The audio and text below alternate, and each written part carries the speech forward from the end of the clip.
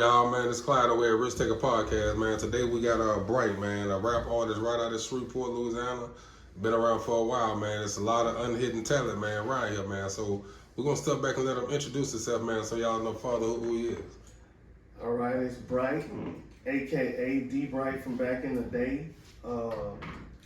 I work with a lot of people like Tommy Granville. I've been around since 1992.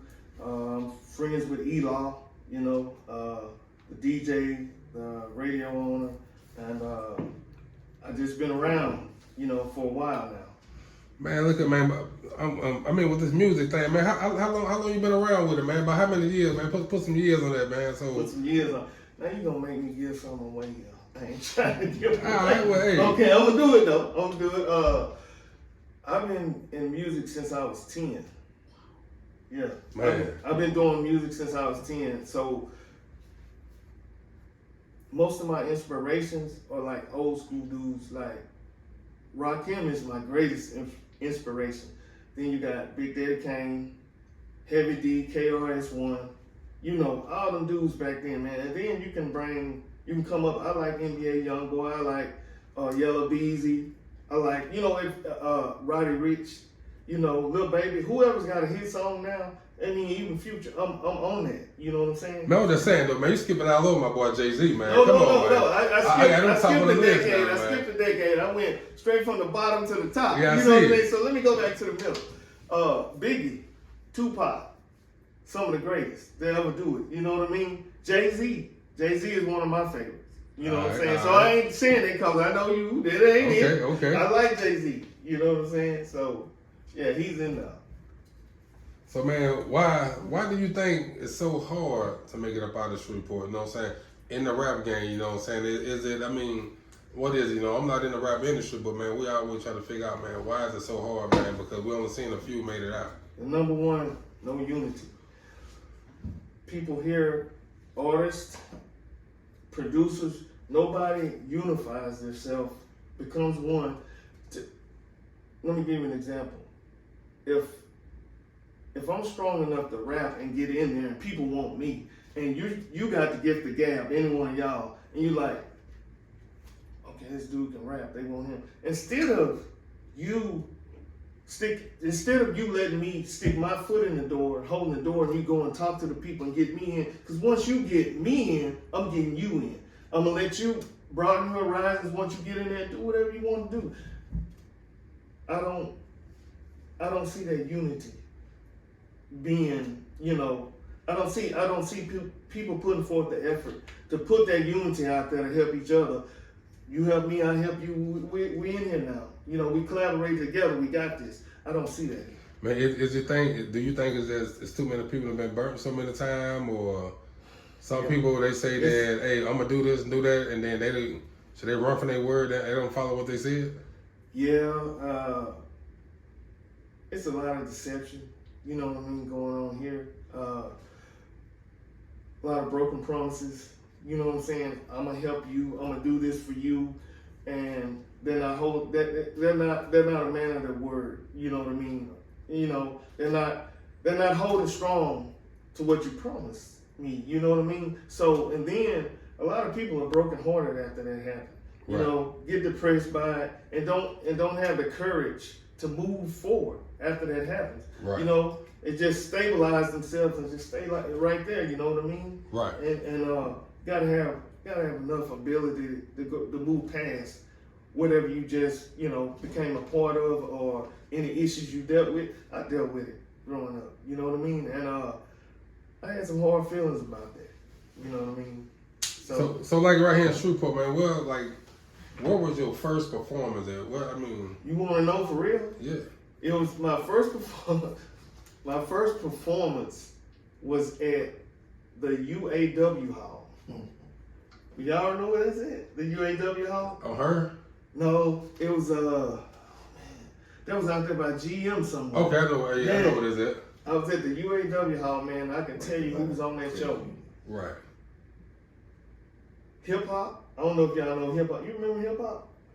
Hip hop from here. He calls himself hip hop. The Lakeside. UNG, Michael Ross. I forgot the Lakeside Connection. I can't remember what their name was then. They were on the show and I was on the show. So it was a controversy about who's gonna go first on the show. So what happened was they made me go first. And once you go first, you usually set the tone for everything that happens after that. So I said, yeah, I'll go first, man. Baby was dancing with me, the dude Chad. We went out there, we had the whole show. I blew it away. So they had to follow up. And all I remember is hip hop getting on there and his sound wasn't right.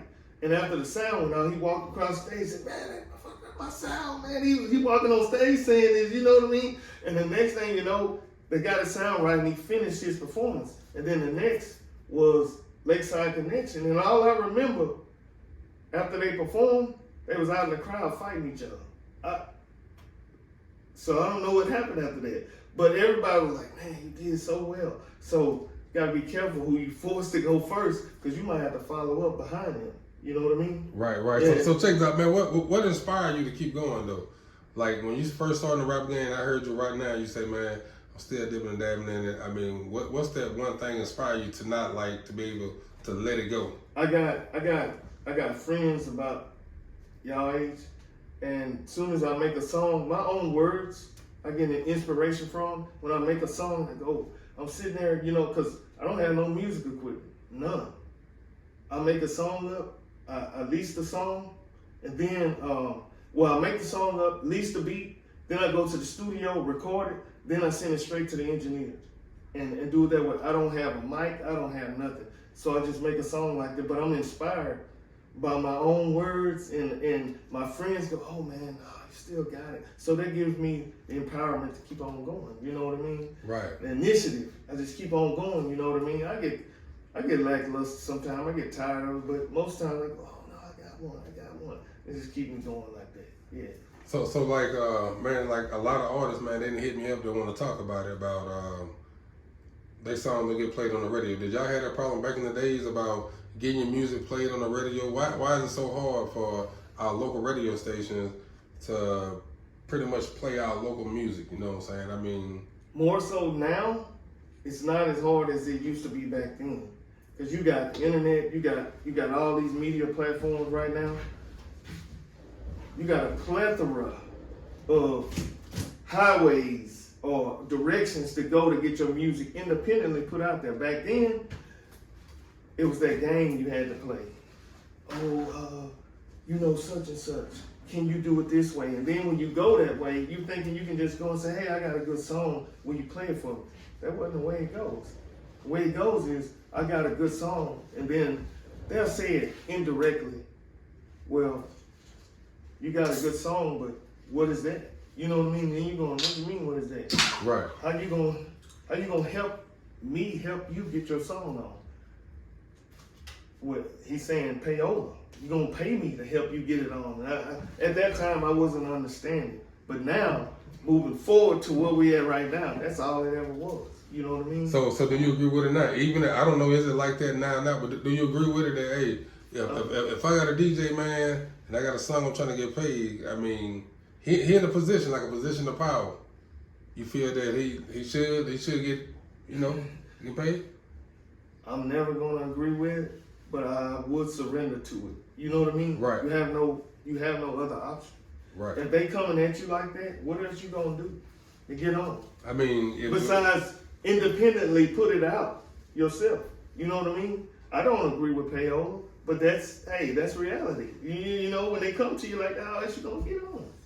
I look at it that hell, if you gonna talk to a counselor, tell them about your business, what you got going on, you paying them. You paying them to answer the problem that you got, and they ain't even in the house with you. Yeah, that's right. You know, I mean, I don't think they look at it like that. You know what I mean? Right. I don't, you know what I mean? I'm not gonna call any names. Right. But the one time when my first song was being put out there, man, I'm gonna tell you real quick. The first song being put out there, I go to the radio station. They're playing it without me even asking them. And I go to the radio station, and I seen it slow down a little bit, and I went to the radio station, talked to the DJ, I was like, hey man, y'all playing my song, can I get a little more airplay? And they was like, how you just gonna walk up in here and ask for more airplay? That ain't the way you do that. I didn't understand. Man, well, starting back, man, look at when you left the radio station, man, did you get more airplay, or how did that turn out? Yeah, the song was already popular, so they didn't just want to stop it like all of a sudden. So yeah, they were still playing it. I had some more airplay, but not as much as I wanted. You know what I mean? Right. It was slowing down at that time, but it was still popular. And I did hear it. I don't know, a couple more weeks, going on. But eventually it slowed down and they stopped. Yeah. So like right now we're going through like a lot of rap beef right now with the kids and everything, man. I mean, just looking into the camera, man, is it something that you could tell the younger generation that if they out there listening, man, is it something that you could tell them? Something positive, man, about, the beefing and all that over rap. Quit beefing over nothing and just focus on your craft, expanding your career in music or whatever you do, and just try to live to get past age 21 or 25, you know what I mean?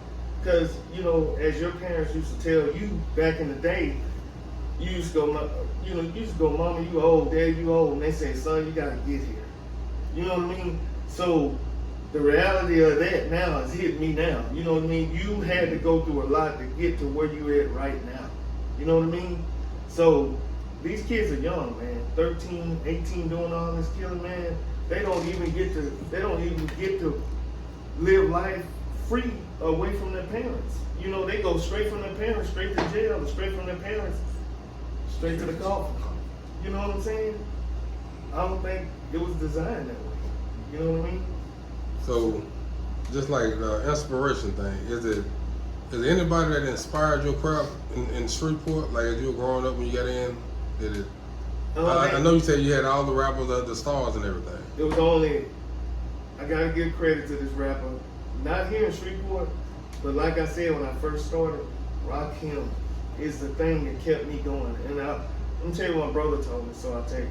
So my brother was doing his little thing where he was, I don't know, rapping and making videotapes or whatever he was doing. And then my brother came to me one day and he said, so let me hear your rap. So I did. And he said, well, you sound good, but you sound like Rakim. You need to sound like yourself. That's the best advice he could ever give. Because from then on, I sounded like myself and it worked. You know what I mean? Right. Instead of trying to sound like somebody else, So, yeah, that was my inspiration. And just right here in the city, like doing it, man, when was the last time you performed?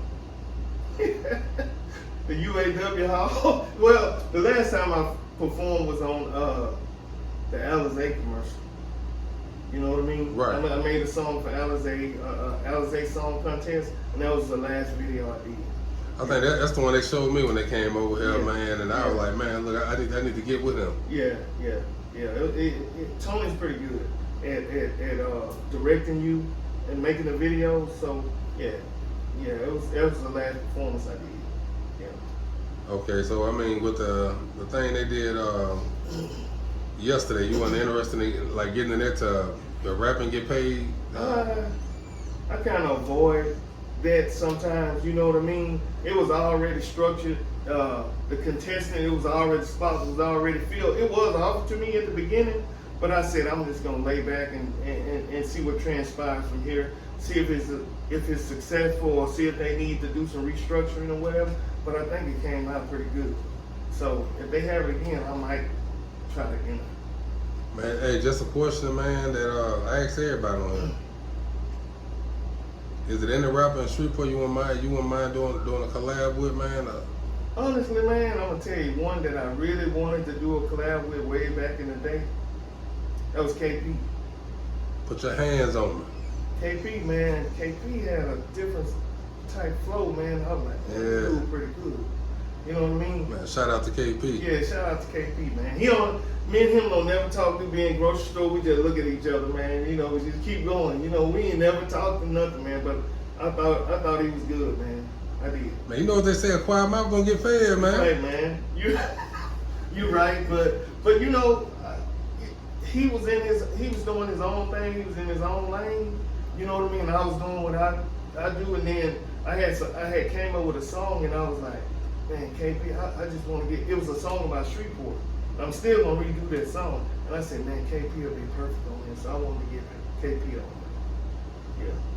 So that's still an option. You know what I'm saying? It's on the table. Yeah, it's on the table. I haven't talked to him, but if he hear this podcast or you see it, I'm extending an invitation to you right now. I'm making a song, KP. I'm gonna come to you when I get the song ready, and I want you to be on. So, man, look here, and if we did see it, man, how can he get in contact with you? What's the number he can hit up? I'm gonna give him my email address. Okay. HalReed227778@gmail.com. KP, hit me up if you hear this, man. Man, and one of the last questions we ask, man, out of your life, I mean, we all take risks, man. I mean, it's a risk taker podcast. Yeah. Out of, man, your whole life, man, what is like one of the biggest risks that you took in your life that you knew, like, man, even when you think about it right now, it still make you like tremble a little bit just by thinking about it. One of the biggest risks you ever took. Biggest risk I ever took. Man, that's a hard one. The biggest risk you ever took, and was it worth you taking that risk? I can't think of nothing right off the top of my head that a lot of my friends call me a risk taker. Okay. But I can't think of nothing that, you know, that I gotta go, man, I'll never do that again. You know what I mean? Right. But I think, I'm gonna say this. It's a risk I took racing a dude, I had a GT Mustang. This ain't got nothing to do with money or nothing. Right. I had my girl that I'm with right now, and this dude, every time he would see me in his car, he had a Mustang, but I had a 03, and he had like I don't know, a 90 something, and he had his souped up right. We met on Jewel by Valley View. I had my girl in there, her sister, and her sister's boyfriend, and I said, man, I'm gonna get this dude this time. We racing down Jewel. It comes to one lane, you know what I mean? It came to one lane because of construction. We hit it, and I took off. You know, we side by side like this, and her boyfriend in the back said, man, don't miss fifth, don't miss fifth. Boom, I hit fifth and got in front of him. When I stopped at Jewel and 7th Street, everybody in the back was in the front with me. Damn. And I said, I'm never doing that again. Just to prove something to this dude. That's the biggest risk I ever took. Man, that's a hell of a It's risk, scary, man. My Everybody foot was like doing this at the light. My foot was doing it. Everybody like, you got him. I'm like, nah, I'm taking everybody home. I'm never, you know what I'm saying? I'm never doing this again. I'm taking everybody to the house. You know what I mean? But yeah, that was it. Man, well, look here, man. Look, I know you say, man, that I asked you before, and you say you can spit something, man. So look, hey, we're gonna let you have the flow right now, man. Show what you got. Okay. All right. Let me clear my throat. I'm gonna do it like this. All right. I am Bryte, the one behind the mic, the one that you bite if you can't use your sight to see. 'Cause it's me, who else could it be that's ever gonna come with this delivery to you and your crew? It's best you pursue the packs with the racks and all the bills stacked. In fact, I think you lack the style to come back to who you used to be. Now you remember me, the one you try to burn and try to turn against. You're hoping I would fail and fall. Not at all, I was forced to make a call. Tell opponents to stall so I can make a hit and tell them bitches to quit. Trying to be me, 'cause me you can't be. Excelling, taking flights and reading brothers they rights. Before they go to jail, it's best they post bail so they can get free unless they copping a plea. To me, I agree and I might waive your fee if you're turning face fans and beg them to understand. You couldn't follow fans and were forced to stay on course. Try to maintain, but the game filed divorce. Totally separated, your father was dedicated, but deleted all your posts on Instagram, your ghost. Gone, headed for home, alone, on your own. Your whereabouts, no doubt, is never gonna be known, bitch, y'all. Yeah. Smoking. That man did his thing, man. Well, Bryte, man, look here, man. We want to appreciate you for coming out, man. You're welcome him anytime, man. At our house or your house back here, man. We want to appreciate you for coming by, man. And really take a podcast, man. And like I say, we're doing more business. I appreciate you giving me the opportunity to voice my opinion and just to, just to have a platform to, speak the truth on, you know what I mean? Right. And just let people know your story, man. You know what I mean? Just to have this platform, man, it was a great opportunity. And I appreciate you for that. Man, look here, man. Hey, we're looking to do more business with you. Like we not already talked, so I mean, man. Yeah. Hey, you part of the team, man. I appreciate you. All right.